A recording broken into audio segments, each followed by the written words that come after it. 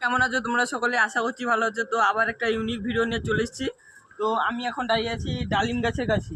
তো এই ডালিম গাছে দেখেছিলাম একটা ফল হয়েছে।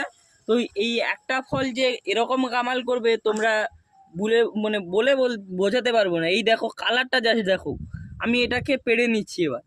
তো পেড়ে নিয়ে তোমাদের ভিতরে দানাগুলো দেখাবো কেমন বড় হয়েছে। রংটা তো দেখে আমি পুরো ফিদা হয়ে গেছি।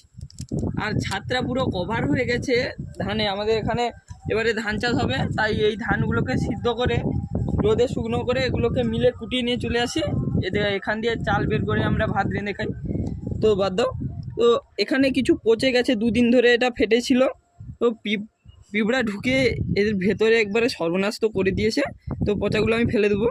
শুধু তোমরা কালারটা দেখো, মানে কালারটা জাস্ট ফিদা হয়ে যাবে এমন কালার। তো বন্ধুরা আর বেশি কিছু বলবো না শর্ট ভিডিওতে। তো আবার পরের ভিডিওতে তোমাদের সঙ্গে দেখা হচ্ছে।